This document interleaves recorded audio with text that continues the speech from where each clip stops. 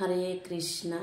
গীতা ভাগবত পাঠ করার আগে এবং ভগবানের সেবা করার আগে আচমন করে নিতে হয়। তাই আমি আগে আচমন করে তারপরেই আসন গ্রহণ করেছি। এখন আমি আপনাদের গীতা পাঠ করে শোনাবো, তো আপনারা শ্রবণ করুন। ওং নমো ভগবতে বাসুদেবায়। ওং নমো ভগবতে বাসুদেবায়। ওং নমো ভগবতে বাসুদেবায়। হরে কৃষ্ণ। হরি বল।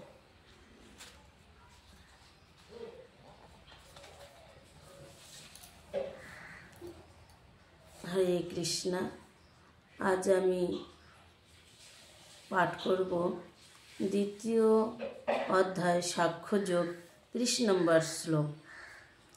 দেহি নিত্যম বদ্ধায়ং দেহে সর্বস্ব ভারত তৎসনাৎ সর্বাণি ভূতানি ন তং শুচিতু তুম হর্ষি।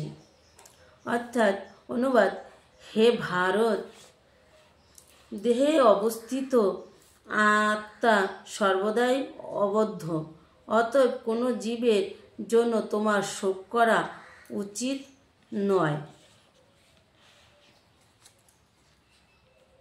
তাৎপর্য: অবিনশ্বর চিন্ময় আত্মার উপদেশমূলক প্রসঙ্গ ভগবান এখন সমাপ্ত করেছেন। বিভিন্নভাবে অবিনশ্বর আত্মার বর্ণনা করে ভগবান প্রতিপন্ন করলেন যে আত্মা অমর এবং দেহে অনিত্য। অতএব পিতামহ ভীম ও আচার্য দ্রোণ যুদ্ধে নিহত হবেন, এই ভয়ে ক্ষত্রিয় রূপে অর্জুনের শ্রেয় কর্তব্য পরিহার করা উচিত নয়।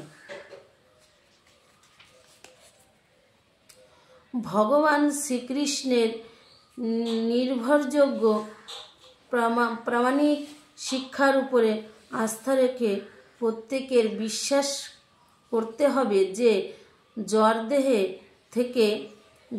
থেকে ভিন্ন আত্মার একটি অস্তিত্ব রয়েছে। এমন নয় যে আত্মা বলে কোনো বস্তুই নেই বা রাসায়নিক পদার্থের পারস্পরিক ক্রিয়ার ফলে জাগতিক পরিপক্কতার কোনো এক বিশেষ অবস্থার চেতনার লক্ষণগুলি বিকাশ ঘটে। যদিও আত্মা অবিনশ্বর, কিন্তু তাই বলে হিংসাকে কখনোই প্রশ্রয় দেওয়া যায় না। কিন্তু যুদ্ধের সময় প্রয়োজনে হিংসাকে নিরুৎসাহিত করা হয় না। তাই এই প্রয়োজনীয়তার সামঞ্জস্য বিধান করতে হবে অবশ্যই ভগবানের বিধান অনুসারে, নিজেদের খেয়াল খুশি মতো নয়। হরে কৃষ্ণ।